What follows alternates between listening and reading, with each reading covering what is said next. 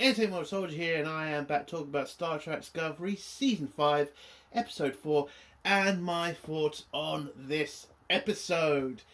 Well, the writers have finally run out of ideas on this show because this episode was nothing more than Discovery member berries, which are the dumbest member berries to ever bring into an episode, and an episode that seems to be copying an episode from the first fucking season. Oh my god, this episode was shit. I mean, this was supposed to be what? A fucking road trip down memory fucking lane? Discovery? Come on. Come on.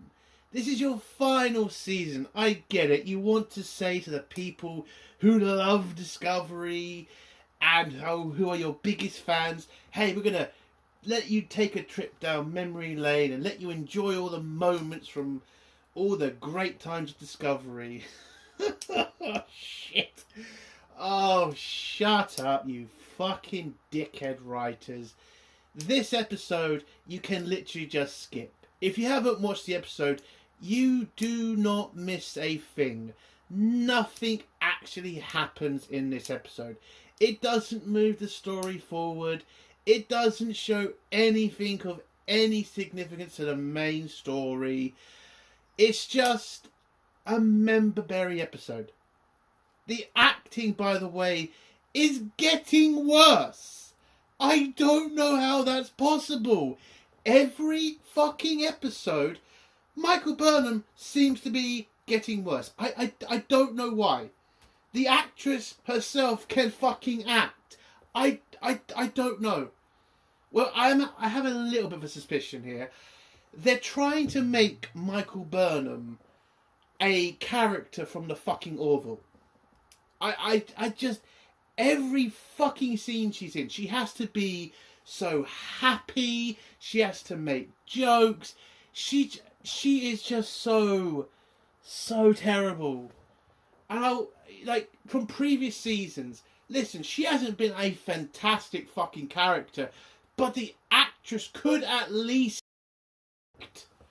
She could act. Now they're forcing her to be this different, stupid character, and I don't know why. Well, again, I know why, but why though?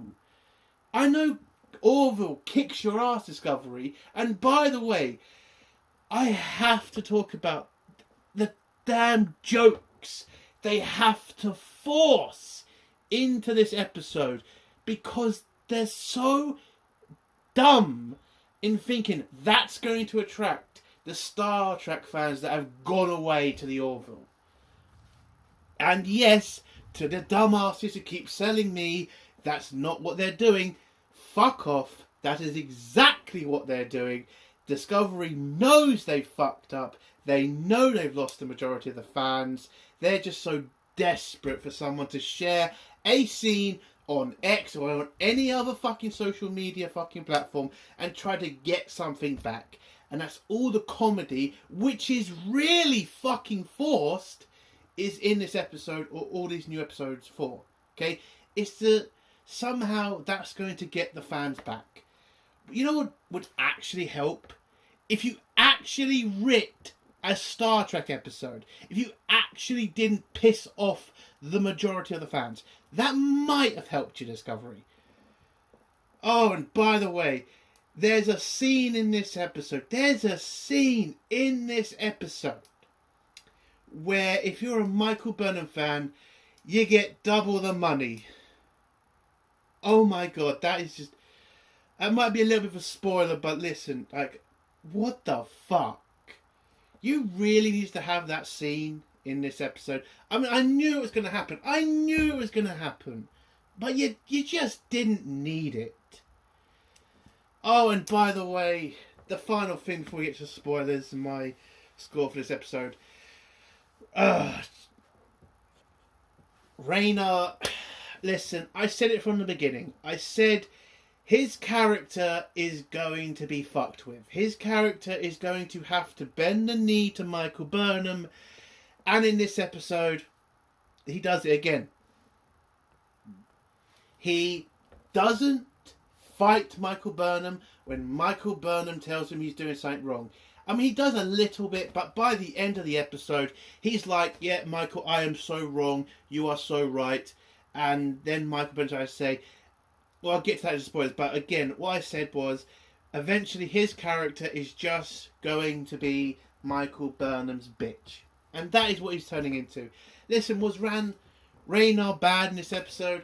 Not really, but he wasn't really great, okay? This episode, again, was just really lackluster. It was too clip show fucking, focused. That's all this episode was. There was not really much you could do in this episode other than remember episodes of Discovery. That's all this was for.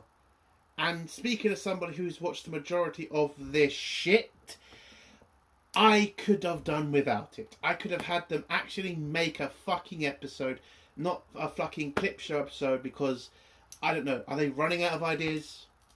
Who the fuck knows? So what would I give this episode out of 10? I'm giving it a fucking 0.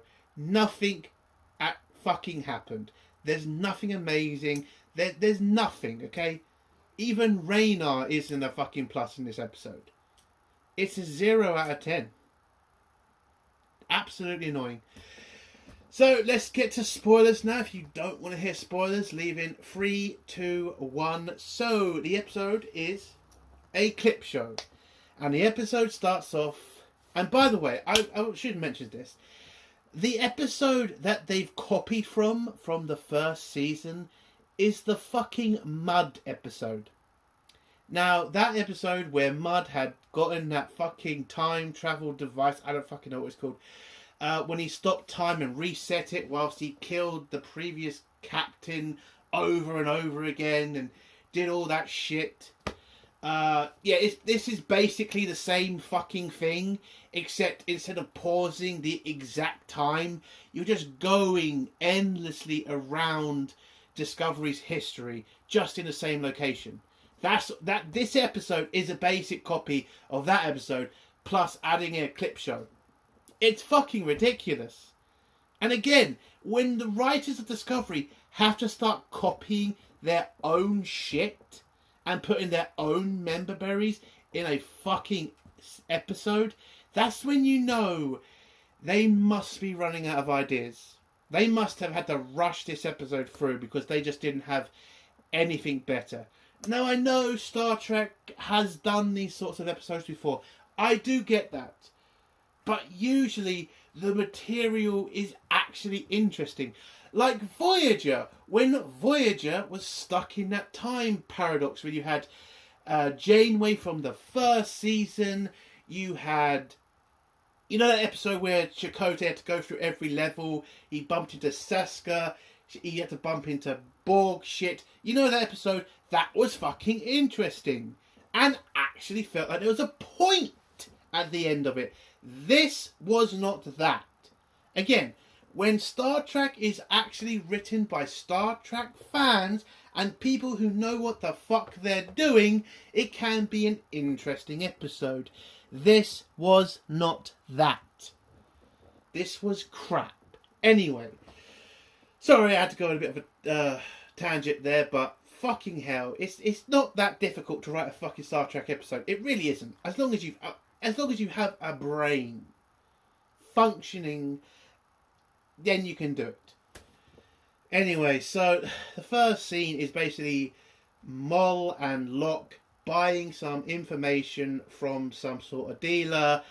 They hand over some latinum. Turns out latinum's poisoned. They poison this guy because also Mol is pissed off at him because he sold the exact poison to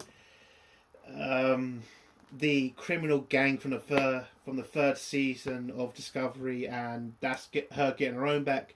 They find the information from this guy, and now they have a piece of information that's going to help them find another piece to the map for the progenitors'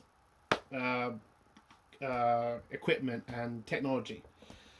Apparently, I really wasn't paying that much attention to these two because again, it's just they shouldn't be involved. Like, these are the main bad guys of the season. Two fucking morons. That's your bad guy for this season. Absolutely stupid. Anyway, we go back to Discovery, where... Oh, by the way, can I also mention...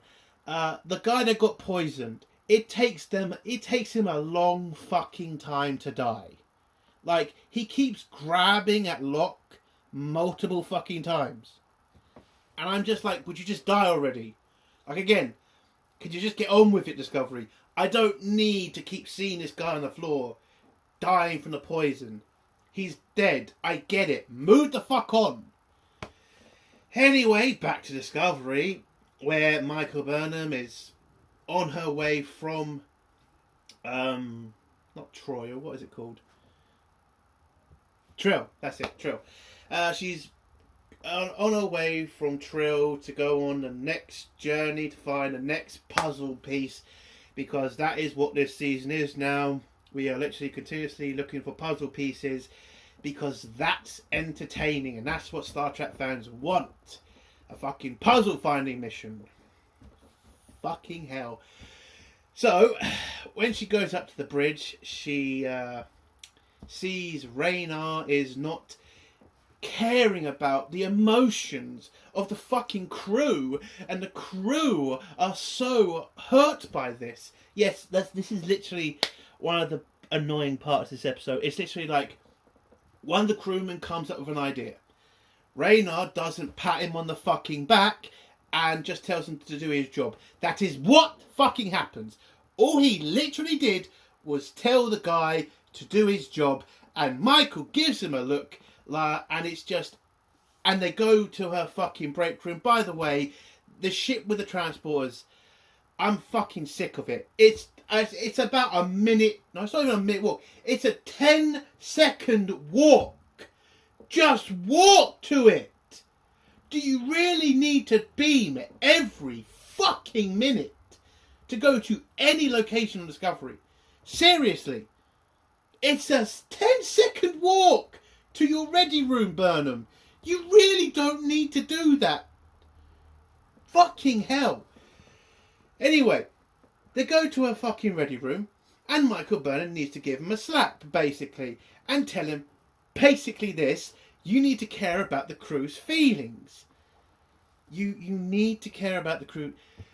I am so sick of this shit with Discovery and the emotion shite we have to have in every fucking episode. Again, how?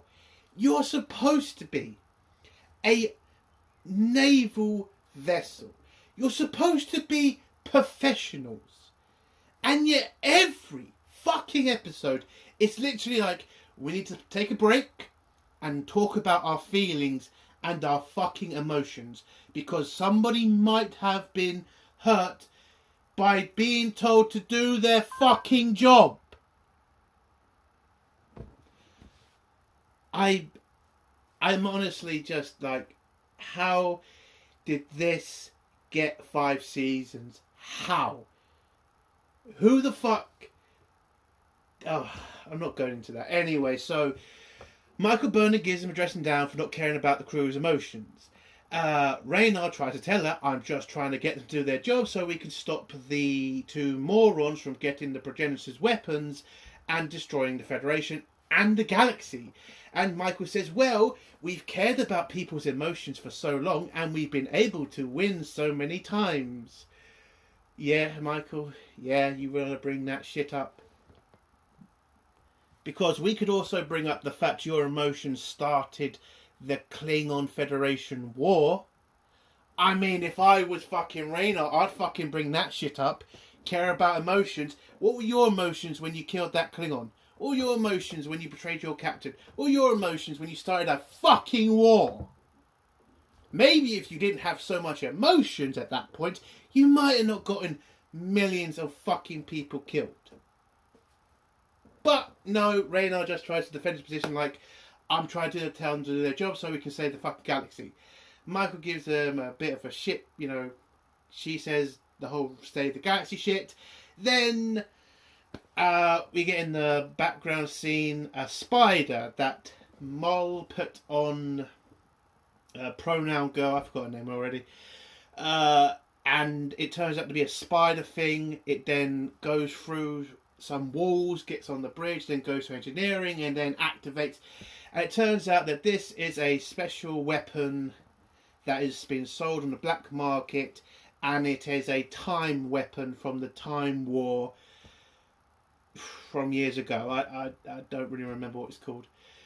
You know, the Enterprise Time War stuff, well, apparently that's a weapon that was used, and this weapon is basically it traps a ship in a time warp or a time loop that sends you back through time or forward in time, you know, to stop this ship moving or whatever, or to sabotage the ship basically. So the first time loop goes back a couple of months, then it goes then Michael and Rayner don't know what's going on so far. Then Rayner remembers all the information about the spider time weapon, and listen, let's just get this finished quick. The first time jump, Discovery. I mean, they go back to the point where Discovery goes forward in time. So they've gone back in time when they're going forward in time, whatever. The next one is when Discovery's in dry dock, which is apparently dry dock on the planet Earth, not a dry dock in space. I don't know why. They just wanted to make sure you knew it was in San Francisco because they wanted to have the bridge in the fucking scene. Okay. Then the next scene, I think, is when they go to the battle at the final the final episode of season 2 with that whole law shit. Then the next one is the first season of Discovery. That's the last place to go. Where we get Michael Burnham fighting Michael Burnham because we all wanted to see that shit. Oh shit! Yes, that is what every Star Trek fan wants. Michael Burnham having a fight with Michael Burnham, and yeah, the fight goes the way you think it does. Michael defeats Michael, chokes her out with a Vulcan nerve pinch, and then runs up to the bridge. Oh yeah, I forgot to mention, Stamets is also in this episode, and he's also immune to the time device because all the rest of the crew are not. So they all stay, their minds go back to when they were in that time. And Stamets, they also figure out Michael and Rayner transported at the right time so they're not affected by the spider weapon. So, you know, that's why they can do what they're doing. And so Michael realizes that Stamets is immune. They go find Stamets. Stamets tells them what he needs, which is I don't know, a device that can predict the time loop shit, and he can then send a signal to stop it, and then they can find the spider, and they can then deactivate the spider, freeing them from the time loop. By the way, one of the jumps before then was them going forward in time, where it turns out because Discovery was put in this time loop, the Muller and Locke got the progenitor weapon and gave it to the Breen, and the Breen used that to destroy the Federation. By the way, apparently the Breen are a massive threat, and we have seen none of them. We've not seen a ship, we've not seen the race, we've not seen them at all. They're apparently the big bad, and we have literally never seen a fucking bit of them. Might have been interesting if they were the main bad guy. What if they were the ones looking for the progenitor weapon too? Instead of these two fucking morons. But anyway, so Michael and Rayner kind of realise that yes, they're on a very important mission, and then get sent back to the first season of Discovery. Stamets makes his stupid fucking weapon to defeat the spider. They find the spider. They can't touch the spider because it has a defense mechanism that turns anything that goes near it into dust because of the time loop shit around it. So if you touch it, you're dead, basically. So they need to somehow disable this shield around the spider, and the only way to do that is for Discovery to break their warp bubble. So Michael has to go up to the bridge to get the crew to do that, whilst Rayna and Stamets do what they have to do with the spider. And, have to wait until she breaks the warp bubble. When Michael gets up to the bridge, all the crew are pretty surprised she's there. Kind of funny that the male captain from the first season is not there. That might have been interesting if you're a Star Trek Discovery fan to see him again. I don't know. It could have been interesting. Not saying it would have been great, but interesting. But it turns out the person in charge of the bridge is that robot woman who died from another season. I don't remember what happened to her. I know she died. I just don't remember how or why. I don't know. Okay, again, I only watched Discovery episodes once and then I'm done. So, Michael has to convince the crew to help her by, breaking the warp bubble. They don't really trust her because this is season 1 and Michael is a criminal in that time because she's a traitor and a mutineer. So again, they're not quick to trust her. Then Michael says one of the robot woman is going to die in the future, and that's why you should believe her. The crew start to panic and go, "Oh no, you can't say that. Oh, how dare you? Blah blah blah blah blah." But apparently the robot woman believes her and says we should help Michael, and they decide to break the warp barrier. Then Michael's version from season 1 tries to stop Stamets and Rayna, and then Rayna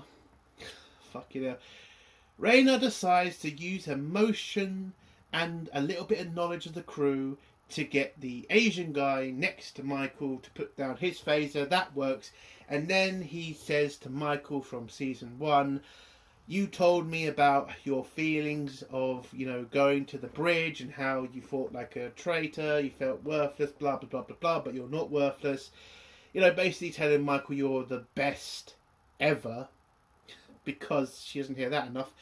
And that convinces Michael to let them do what they have to do. And they break the warp barrier. Rayna manages to push through and grabs the spider, deactivates the spider. They're pulled out of the time loop, and there it is. That's how they save Discovery. And then they're back in Michael's ready room. They go back to the bridge, see everything's normal, and the episode ends with Michael sitting on a chair, getting ready to find the next puzzle piece to find the progenitor weapon. And that's the end of the episode. It's a clip show episode. It is a basic copy of the Mud episode, and it is pretty fucking pointless. There is no reason to watch this episode. There is no reason to talk about this episode. It's just a waste of time. If you're a Discovery fan, I guess this could be interesting to get you to watch previous seasons of Discovery. I hope you enjoy. For me, this was a literal painful experience to remember every goddamn season and remember how shit it was. My God, 0 out of 10. That's that's just. I mean, you could have done anything with this episode. Again, these sorts of episodes are interesting when they're done right. But I've already said that. That's the end of my review. If you liked the review, give it a like. If you disliked the review, give it a dislike. And if you like my content, do think about subscribing. And if you have a comment, leave it below and I'll try to get back to it. Entertainment Soldier. Bye.